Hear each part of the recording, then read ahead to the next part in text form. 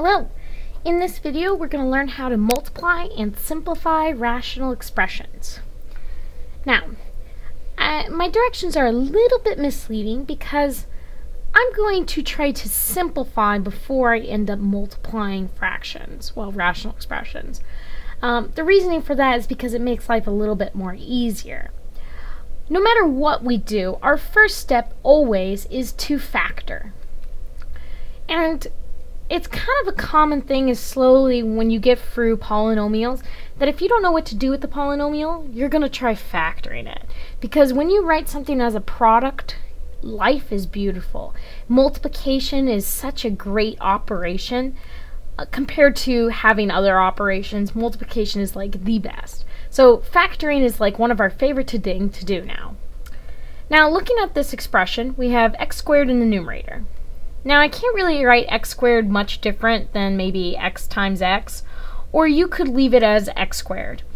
I'm going to write it as x times x because truthfully it helps me to see them as two separate things, and I wrote it as a product. But if you left it as x squared, you'll get the same idea. Now I'm going to look at the denominator of the first guy, and I'm going to look at him in red. It's x squared minus 9. I'm going to factor it. And since it's a difference of two squares, it factors perfectly to x plus 3 times x minus 3. And there's nothing more we can do there, so now we'll move on to the next guy. So let's focus in on the guy in the blue parentheses.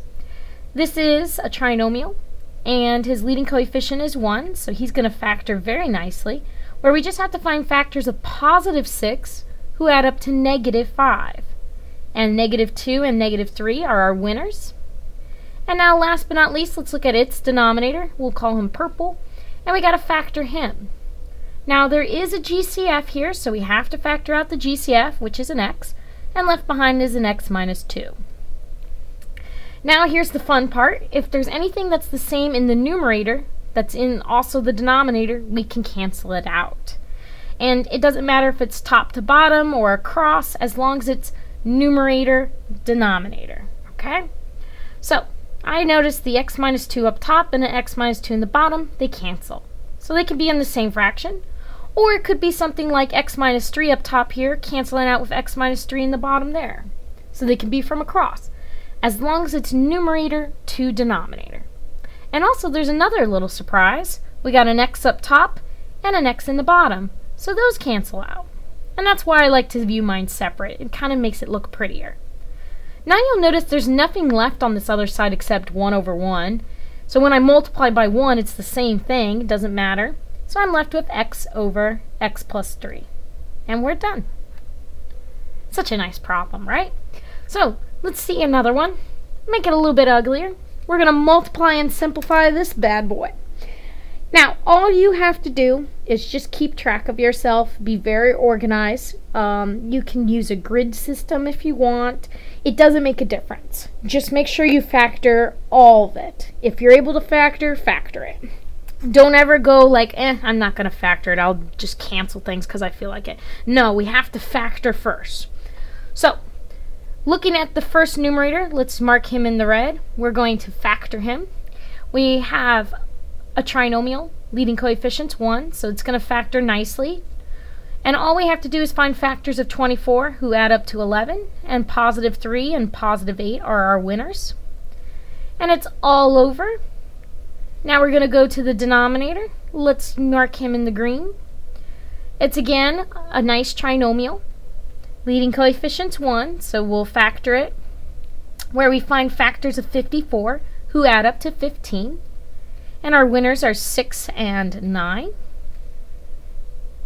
And we're going to multiply by the next rational expression factored out. So his numerator will mark in the blue. We got to factor him. We have to find factors of negative 14, whose sum is positive 5.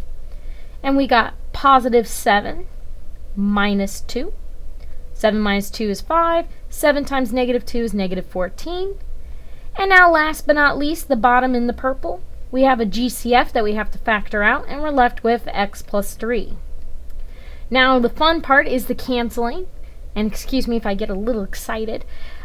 I have to find things that are in the numerator that can also cancel out with things in the denominator. And this one's kind of not a fun problem because not a whole lot canceled, which makes me kind of sad, in all honesty. Maybe I factored wrong. Nope. Okay, well, this is just a boring problem. We have x plus 3 cancel out with the x plus 3. And then that's it, which is kind of lame, but alright, we'll multiply straight across.